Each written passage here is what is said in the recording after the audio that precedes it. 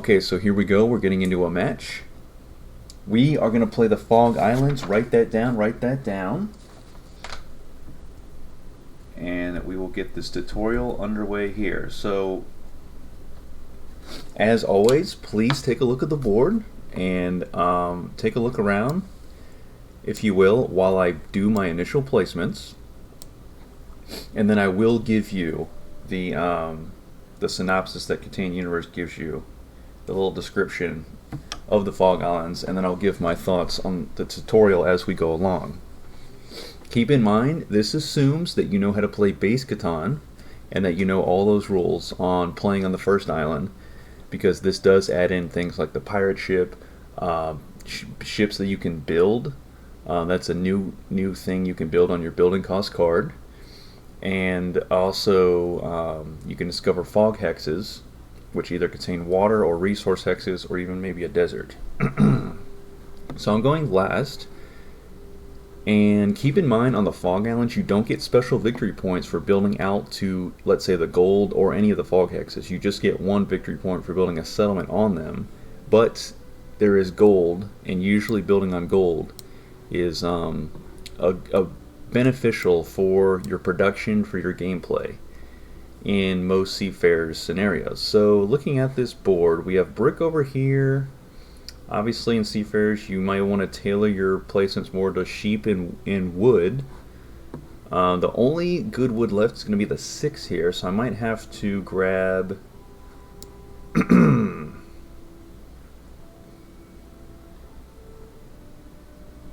I think I'm going to try out 6 coastline, and I'll build a ship and discover water. Okay, that's unfortunate. So for my second placement, obviously I'm going to want some sheep. Beyond that, I guess I'll touch on the brick and the wheat over here on the 3-8-10. And that way I will have started off with a brick, wheat, and a sheep. And hopefully the 6s will bring me some more wood. I'm omitting the ore, completely. Sometimes on the Fog Islands, I will just stay on the Fog Island, or the starting island, and then build out to all 12 victory points I need to win. But in this one, I want to try to play the game out as you would as a typical player would play out on the Fog Island scenario, where you build through the islands, the fog hexes, and try to win that way. So I think I'll kick it with the 3-8-10. Because my other option is 2-3-8 or 2-8-11. So I'll stick with this, and then I'm definitely gonna go for the 3-for-1 port. So let's try that out. Hopefully no one takes this 3-for-1 port spot, because sheep, the only other sheep spot is over here, and I've kind of locked this one out unless they want the coastline spot to discover the fog hex and hopefully discover something good to start out. So now that I've made my placements, we're going to 12 victory points, as I said, and this is the Fog Islands. So the description from Catan Universe is an island archipelago, if I'm saying that right, archipelago containing legendary gold reserves is hidden in the fog-covered sea. So you have to go through the fog sea to get to these legendary gold reserves. Who will find the gold islands first? Whoever can build the most ships, of course. The rules for the Seafarers expansion are in effect. Discovering islands. Islands are hidden in the fog-covered sea. To discover these islands, players must sail out into the sea. When you place a ship next to a fog-covered hex, the fog clears and you discover either sea or land. If you discover land, you receive 1 resource produced by the discovered terrain hex as reward. So the Fog Islands, basically, if you discover a resource hex, you get 1 of that resource. If you discover water, like you saw me do with my first placement, you get nothing, and then you just move it on. There's no salvage treasure, there's no treasure chests to be had like you would in the Treasure Islands. It's very clear-cut. Either you get something or you don't. And they rolled the 7, and they placed the pirate ship, instead of moving the robber, directly onto me. So I'm going to roll here. I roll the 9. I get nothing. That sucks. So they either, when you roll a 7, you can either move the robber or the pirate ship. They chose to move the pirate ship, and because I had a ship placed on the board, if they place the pirate ship in a water hex that my ship is touching, they get to steal a resource from me if I have one. It's kind of the same thing with the robber. If they place it on your hex, and you have a settlement on that hex, settlement or city, they can steal a resource from you at random. So yeah, similar thing there with the pirate ship and the robber. Now the robber does start on the 10 gold in this scenario. Usually on, let's say, the first island of Base Catan, the robber starts on the desert. But certain Seafarer scenarios, just for the rules, they have the robber start out on a specific spot. In Oceania, like we played, the robber start out on a 12. That's just how it always is. So with this being said, here is your building cost card, and if you played Base Catan, which again I hope you have so that you can understand what's going on here, you have your normal building of roads, building of settlements, city, and development card. The only addition of things to build in Seafarers is ships, of course. So it's going to cost you a wood and a sheep to do so, instead of a wood and a brick. So pretty straightforward to follow. So that's why I'm not so heavily built on brick this game. I do have a brick hex, but I'm more focused on my sheep and wood hexes producing things for me so that I can build some ships and discover these fog hexes. So, with the pirate ship being on my spot, I'm actually going to go directly for the 3-for-1 port, because if I can get a 3-for-1 port and have double sheep production, that's going to help me later in the game. You always want to look later in the game. You always want to set yourself up for that later phase to be able to do some great things. And more production is going to allow you to do more things later on in the game.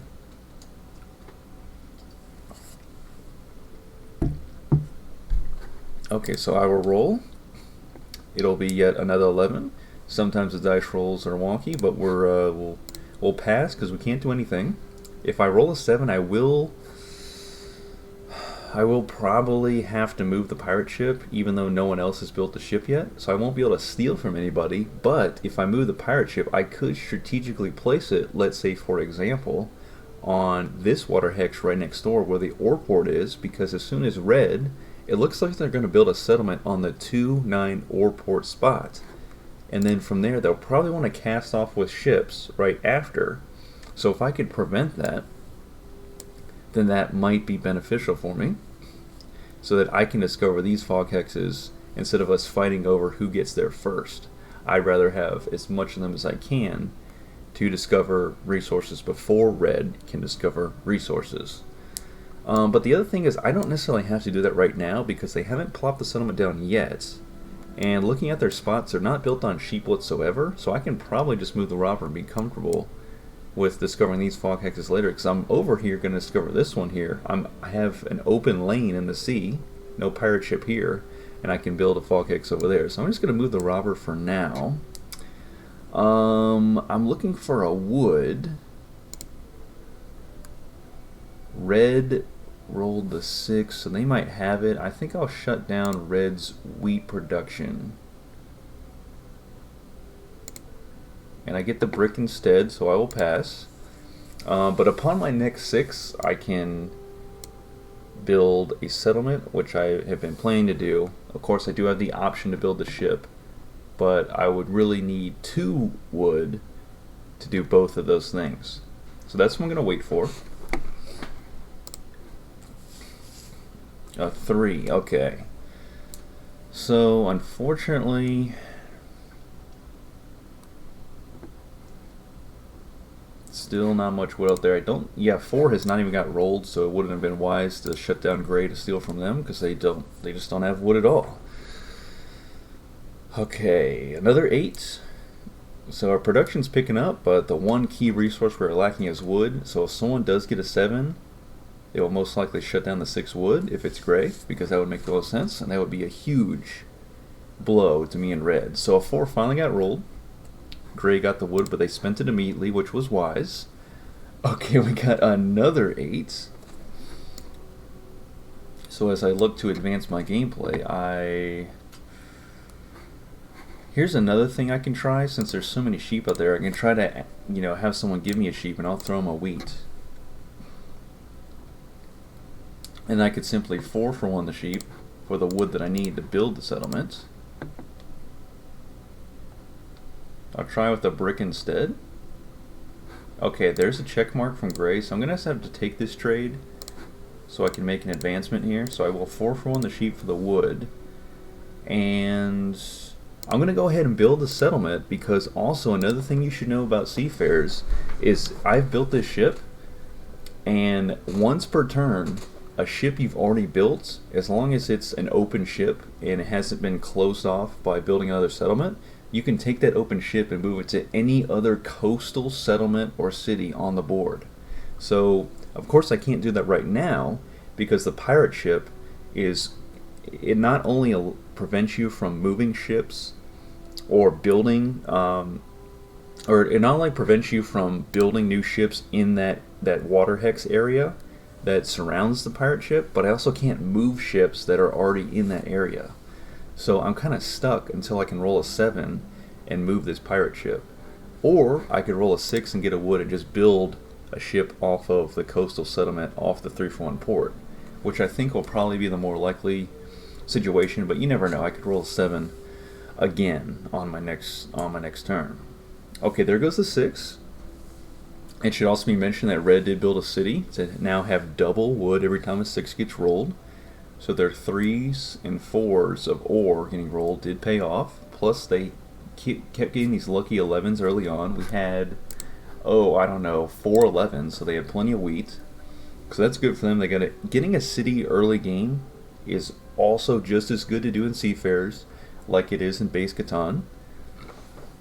So that still is a similarity between the two expansions.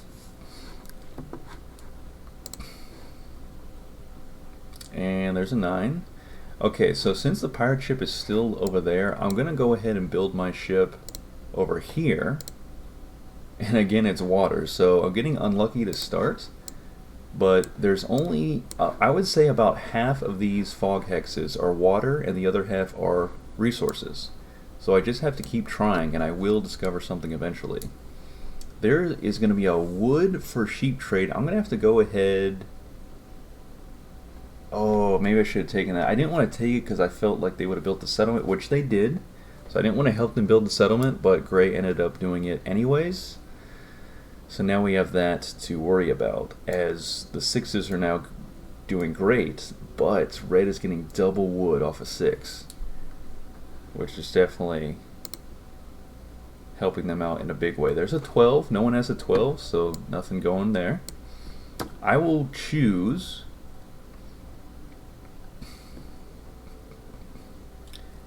to... I'm going to build a ship, or you know what? I'm going to move a ship and see what I get. It's water.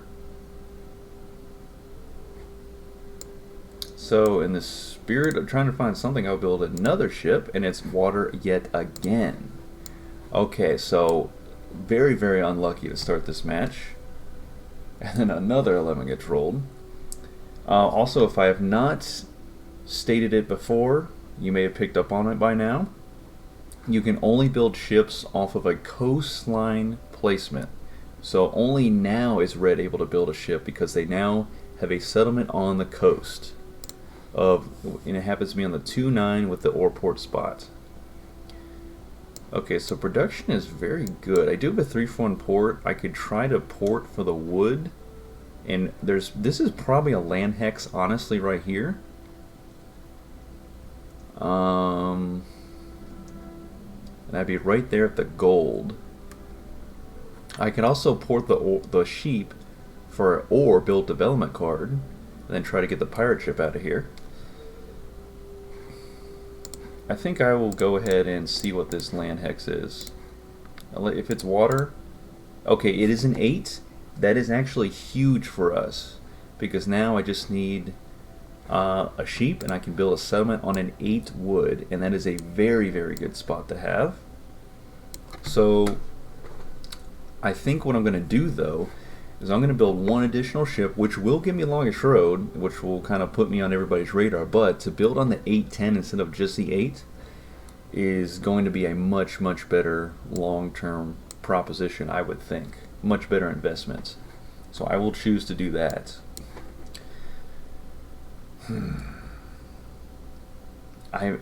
at the same time, I may want to move these ships over to the other side just to discover what's going on over here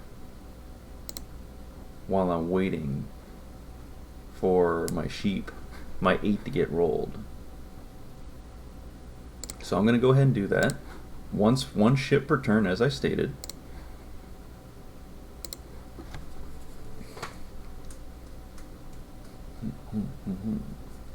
Okay, another 10. That's a lot. Okay, now I have a lot of wheat.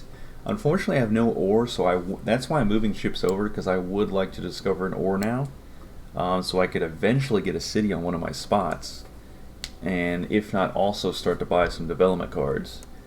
Gray is still sitting on their 2 development cards that they bought earlier. They haven't played either one, so I don't know if those are victory point cards or if they're just planning a monopoly later on. So we're going to have to see what that's about. And technically, Gray can build some ships now that they're on the 410, but it's kind of in a inopportune spot because they're all the way over here on the right side of the board, top right. They would have to build 1, 2, 3, 4, 5, 6, 7, 8, 9 ships just to get down to this fog hex near the gold.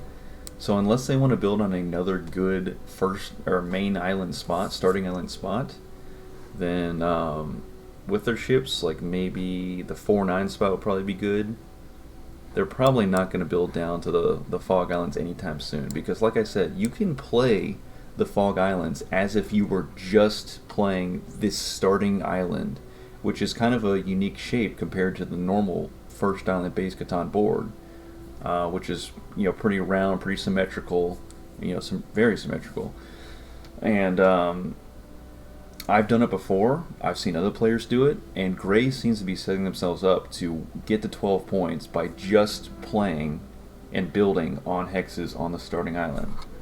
So that's kind of this is a unique Seafarers scenario where most of the other scenarios you're casting off with ships away from the starting island to go get your victory points on, you know, other islands because those other scenarios provide special victory points.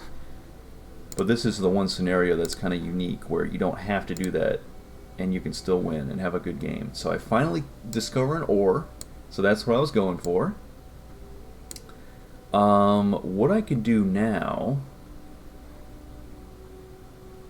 is I could actually go ahead and build.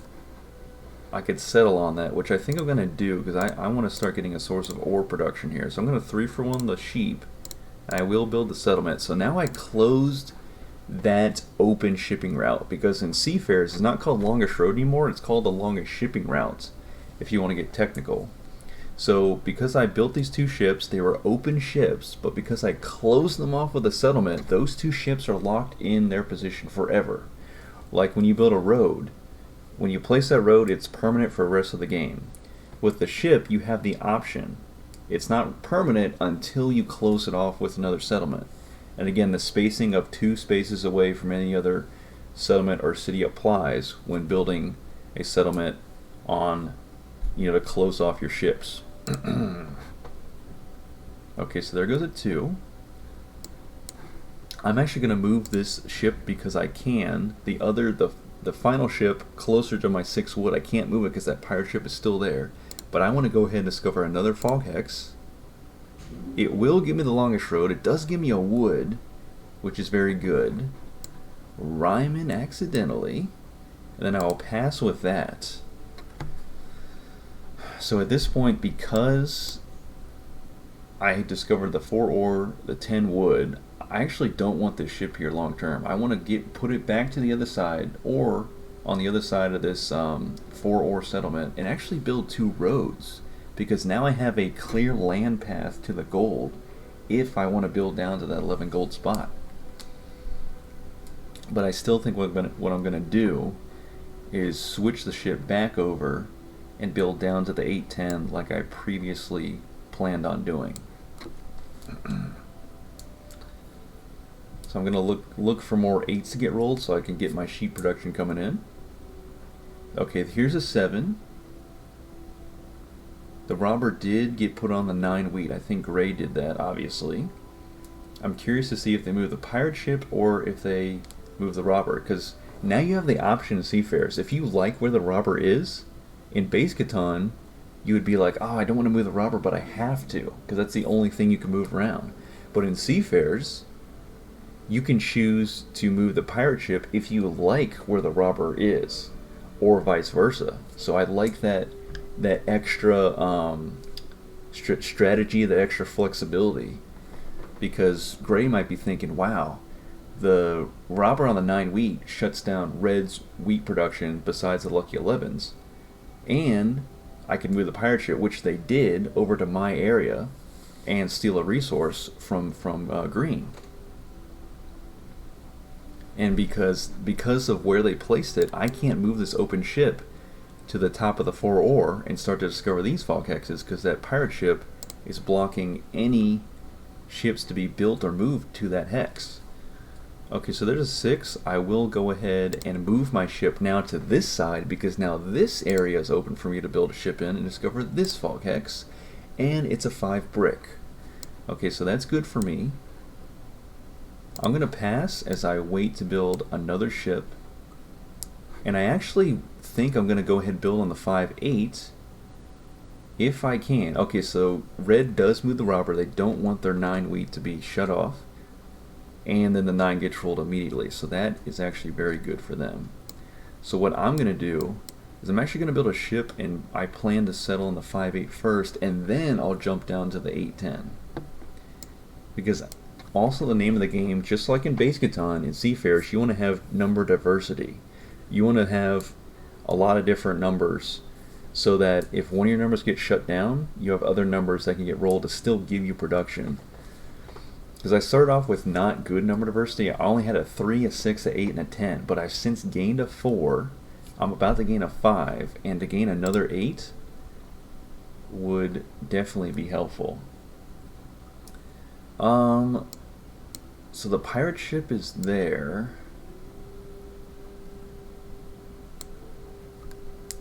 I still think between Red and Gray, I think Gray has an advantage here. So I'm going to shut down their 8 sheep production. Even though I could move the pirate ship away and put these 2 open ships over there, I think it's more important to shut down Gray's 8 sheep, because they can feed the sheep port whenever they want at a 2-for-1 rate. And it's almost like a gold hex at that point. So that's pretty powerful. We want to shut that down as much as we can. I think while I'm waiting for more production, I'm going to move my ships and discover this hex on my next turn. So 1 ship per turn, like I said, and on the next turn, hopefully barring any robber, I can get this other ship over to this hex next to the 5 brick and discover that fog hex and see what's going on with that. So I actually have 2 roads in hand, so if I want, I could very well build them down from the 4 ore, in between the 4 and the 10 wood, and discover this hex here and prepare to build on that spot. Okay, another 5, so lots of good production for my opponents here. God, another 9. Okay, 9s are doing very well this game. And it's going to get to the point where Red's going to be able to build cities very quickly just from the 9 production. So I discover water. Unfortunate. And I still don't have that city yet, so I think what I'm going to do is I'm going to have to double down the 4. So I'll build a road, which will give me the longest road, the longest shipping route once again. And I discover a 6 ore, which is huge. Definitely huge for me. So I'm going to definitely build on that spot actually before I build on the 5-8 spot. Because that will give me lots of good ore production that's really going to help me in this later phase of the game now. The only thing I have to watch out for is that Red can now cast off with ships from 2 fronts, not just from the ore port, but now from the wood port. So if they can beat me down to this 8-10 or 5-8 spot area, that's also going to be problematic. And they've already started with 1 ship. So sometimes that's why you want to go to the development card stack to hopefully draw a road building card, which Gray did earlier, which allows them to build 2 free roads, or in Seafarers, you could build 1 free road and 1 free ship, or 2 ships or 2 roads. You have that, again, that flexibility that comes with Seafarers. Okay, as another 4 gets rolled, Unfortunately, even if I get a 10, I won't be able to build the city. But I will be getting pretty close. Another 8. Okay, so I will move this ship back because I want to be able to build to this 5 if I can. Right now I could buy a development card, but I think I have to port the sheep for the wheat, and then hopefully I can build a city on my next turn.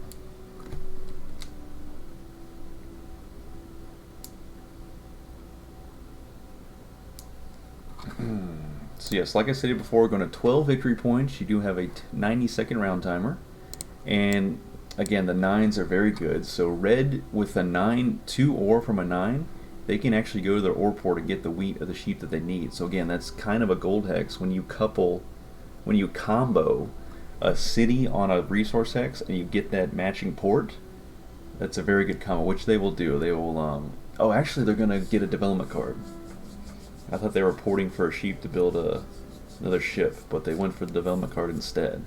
So they're going to get very lucky if they draw a road building card. Oh, very nice. So instead of building more ships, they're going to go ahead and link up both of their shipping routes to have a ultimate longest road, which I will then have to try to fight for later in the match. But we're red is ahead in the with respect to the fact that they have 2 cities, so they're getting a lot more production than I am.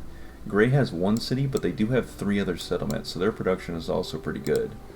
Fortunately for me, I have just gotten the cards I need for a city of my own, so I'm going to move this ship over here. And I could actually port 3 ore for a brick and build a settlement here. So usually I would want to build a city. But now I am wondering what the best play here is.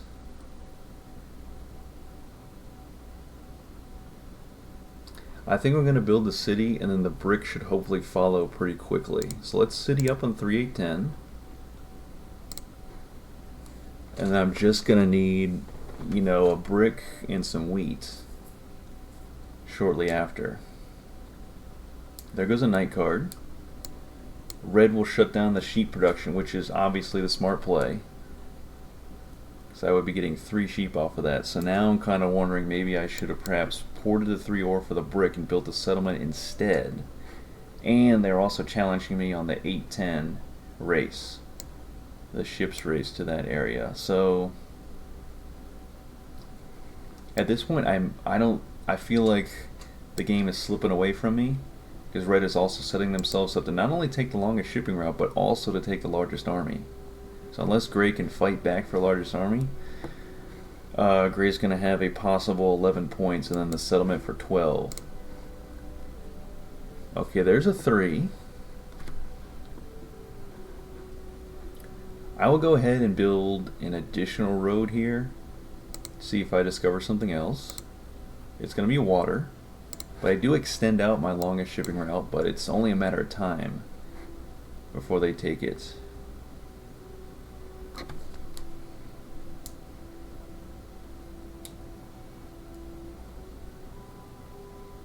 And another big 9 for red. So sometimes it just comes down to the dice rolls, and there's not much you can do about it. But hopefully I've given you a pretty great tutorial for Seafarers, the Fog Islands. Again, you start on this top starting island, which is a unique shape from the first island of base Catan that you're used to. You build out to either gold hex that you wish for. They're always 10 and 11. They're never like a 6 and 8. That's just the way it is. That's actually a big 7. Red had to burn a lot of cards.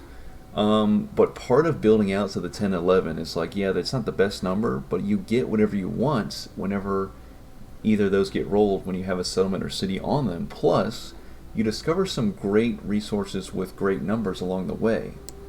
You know, it's always random what the other ones are, but I discovered an 8 wood, a 6 ore, a 4 ore, a 5 brick. These are all really good things.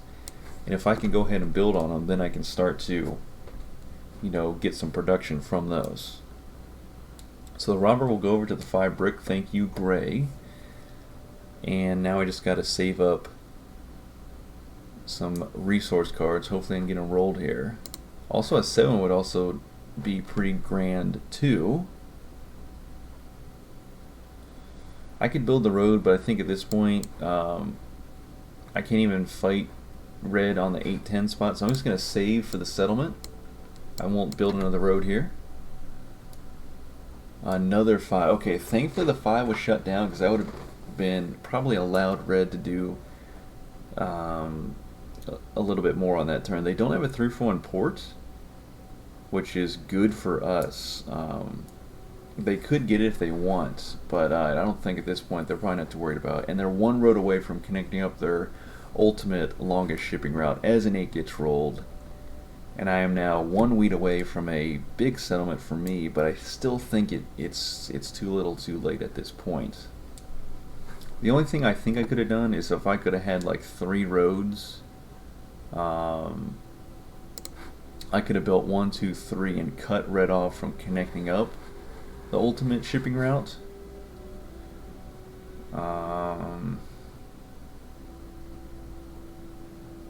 But yeah, other than that, if I can actually do a 2-for-2 with gray, 2 sheep for 2 ore, that could work out for me. That could still build the settlement here. They're going to say no though, so I'm going to have to rely on a 10 or an 8. I don't think any other number is going to give me the card I need to either port or get the wheat directly.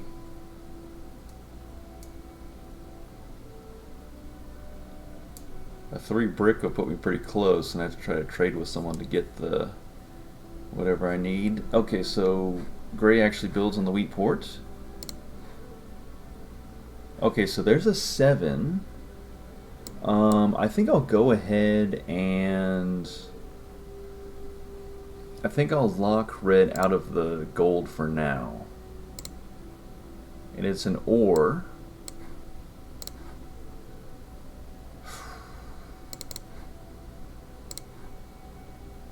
I have to try to offer 2 sheep for an ore.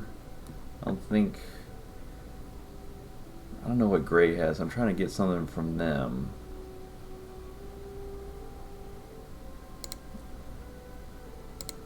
Yeah, I'm super close, but I don't have the settlement quite yet. So I'm just going to pass for now. Red has 1 card in hand. They don't have any development cards, so I don't have to worry about that just yet. They're getting that largest army to push them to 9. And then the 1 road, they can build whatever they want to take longest shipping route for 11, so that's also scary. Again, the 5 is shut down, so this is giving me and gray some kind of time, but I still think it's inevitable that red will win the game here. Okay, back to me. Of course, it's a very unlucky 7. I'm gonna have to burn. I'm gonna burn the 2 sheep. Ooh. And the 2 ore. Wow, that's painful right there.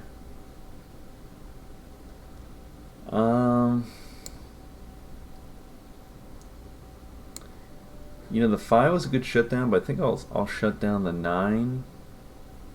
Or maybe the 4.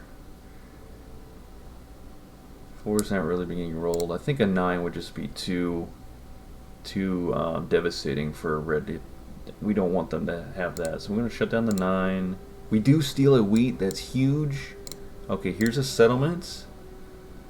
There's some life still left in us, some fight still left in us for sure. And now they will roll.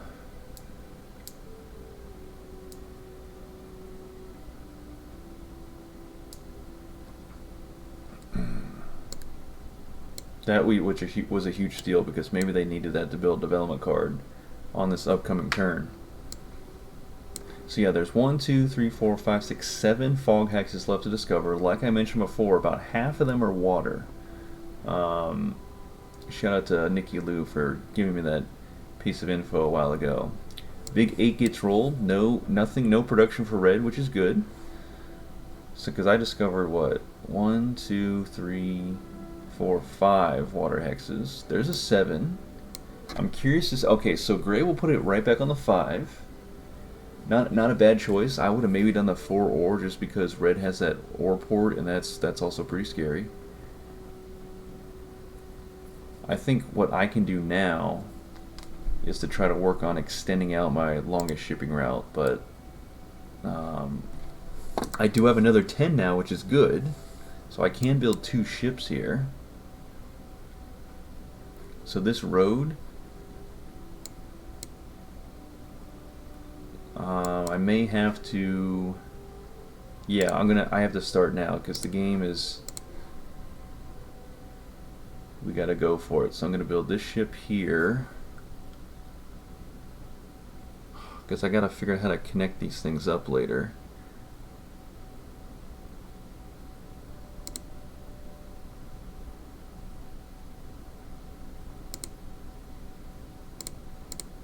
Okay, there's a 5 wheat, so that's a start. Then I'll move this ship over on my next turn.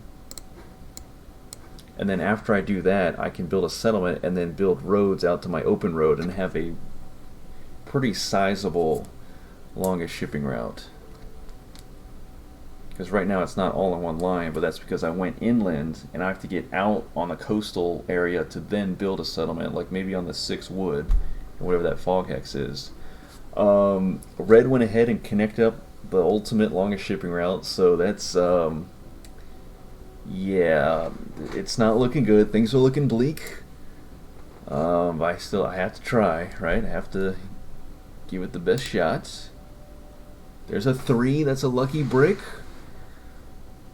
Okay, let me move this ship over here.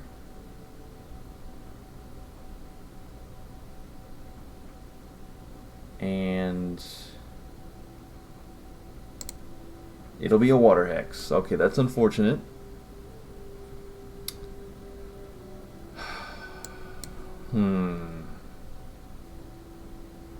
Oh, okay, I got it. What I'm going to do is I'll build a road. I'll discover a sheep. I will port the wheat for a wood.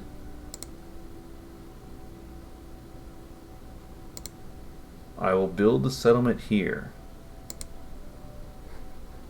And I'm probably going to run out of time because really red, all they have to do is buy a development card. And they got a lucky 12 for 2 wood. And they have a wood port. But if I can move all my ships over fast enough, or just build 2 ships, I can have a ultimate longest road of, let's see, 1, 2, 3, 4, 5, 6, 7, 8, 9, 10, 11, 12, 13, 14, which they just got the 14. It's always, if you come from Base Catan to Seafarers, it's always weird to see a settlement by itself with like no roads or ships at all attached to it, but that can happen in Seafarers. Another, ooh, thankfully Red's 5 is still shut down. That's, again, that would have been pretty bad. So I'm going to move this ship. Yeah, I can't have them going back into my shipping system because 14 is not good enough now. So I'm going to build over here. Now port away 3 sheep for a wood. It's water. Okay, no problem. Just kidding, I need to get some more resources here, whatever I can. So I'm at 10. The 6 helps, but red also got wood off of 6.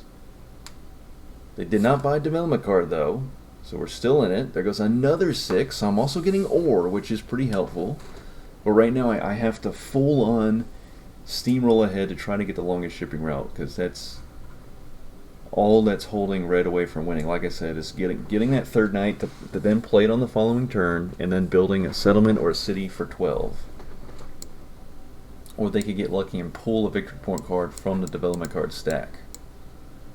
So, and also, like I said earlier, gray is mostly trying to win the game by staying on the starting island in this Fog Island scenario, which is working pretty good, I should say. pretty well for them. They have 3 cities. They have a sheep port, a brick port, a wheat port, and they're coming out to this 5 wheat, but they have a great thing going production-wise on this island. Okay, so I'm gonna roll another 7. I'm gonna leave the robber where it is, and I will move the pirate ship here so that they can't continue extending out their longest shipping route so easily. They'll be forced to either move the pirate ship or build a settlement on the 5-8 to then build roads off of it. So I think I'll go ahead and do that. I will get a wheat. That's a city if I want it. I'll move a ship, 1 ship per turn. Water once again. That's 11. Now here is decision 2023. I could build a city to go up to 8 points and have more production. Or I could port for another ship.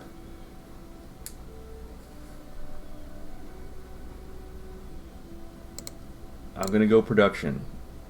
I won't know if that was the right choice till the game ends, but that's what I'm thinking.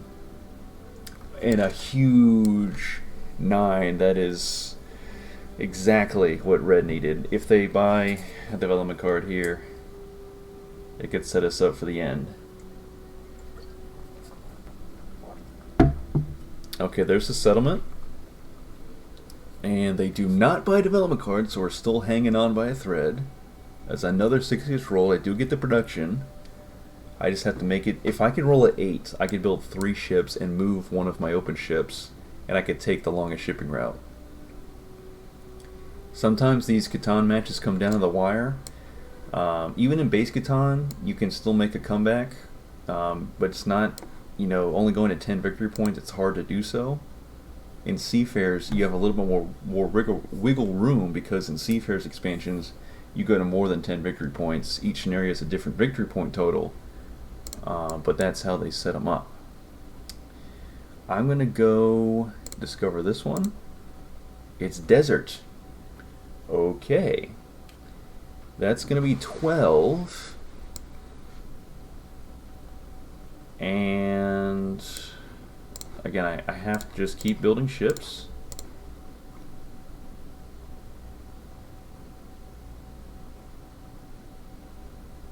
So I'm going to turn and go back this way. Well, I can't take longest road anyways this turn, so I'm going to discover this hex. It's a sheep. Okay, I can build another ship. I only have 7 ships left, so I have to plan accordingly.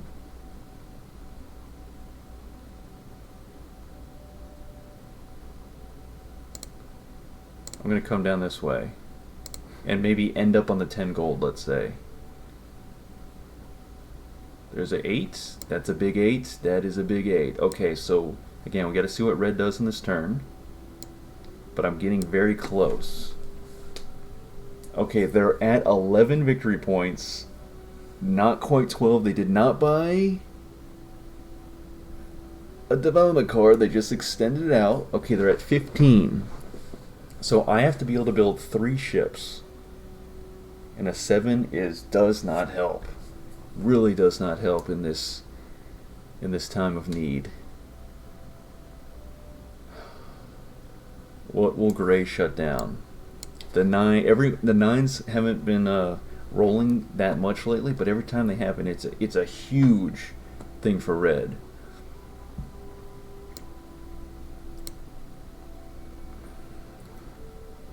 But yes, if you have any, they're gonna shut me down. Oh, because red has no cards. Okay, but gray. Gray, that was possibly a big mistake. Okay, I'm going to move a ship. That's 14, 15, 16. I will take the longest shipping route. And that puts me to 10. I will then port for another wood and extend it out even further to 17. And I have no cards now. I want to send Gray a message in the game chat, but right now I got to lock in here. I only have 3 ships left to build. I can move another open ship. That's going to be a 3. Okay, I'm getting sheep and brick, not just brick like I started on. So building on these fog hexes do give you more production, like I said, diversity of resources and numbers. Oh, uh-oh. I'm going to have to move my ship over here as like a defensive ship. A 12, really? That's the 6/12 of the 6th 12 of the game. Only 3 4s. Did Gray just win? Gray just won. Where? I wasn't even paying attention. How did they? Oh, they had the 2 victory point cards in hand. That's right. I forgot about that. Or I was so focused on red. So just in general for Catan, it always just goes to show you can be focused on one player because they have blatantly obvious chances of winning, but the other player could still sneak in and win. So all Gray had to do was build that settlement to push them to 10 victory points, and they had the 11th and 12th development card victory points to reveal at the end to push them to 12 to win the game. So this has been the Fog Island scenario tutorial. I want to thank you all for watching. If you have any questions, when I post this gameplay onto YouTube, you may watch it there and post your questions or your feedback. Because a lot of people have messaged me. They said, I've never played Seafarers or the other expansions. I'm looking to learn how to play. Can you give me some pointers? So I figured I would do a whole tutorial series for you guys, and that way you have the videos to reference. You can learn how to play, and I do an example match to help you like see it for yourself, because you could try to teach one to play going over the rules, but it's not until someone plays the game where they get that better understanding of how to play. At least that's how I feel about it. So this has been the Fog Islands. Like I said, always go through the Fog Islands. If you don't think you have a good strategy to stay on the starting island to win, you're going to want to go through the Fog Islands, because there's some good resources hidden in those fog hexes. Now, like I showed you, about half of them are water, and you won't get anything for discovering water, so that can be kind of like, oh crap, I'm wasting all my wood and sheep building all these ships. But if you just keep going, you will discover some good things that'll set you up later on. Because I got set up pretty well. I got to 10 victory points, and once I secured that longest shipping route ahead of red enough, then I was gonna possibly city up on maybe 3/6, build on 10 gold, and that would have been 12. A city and a settlement, or 2 settlements would have been 12 as well. I only had 1 settlement in reserve, so it would have to have been either 2 cities or a city and a settlement. But I was able to be in a good position to potentially win. So there you go. That has been another Seafarers tutorial match, and I will see you all in the next one. Take care, and I will see you over on the YouTube channel. Thank you for watching, and go play some Catan expansions, either on whatever app you may have or in person with your friends, because it is a lot of fun.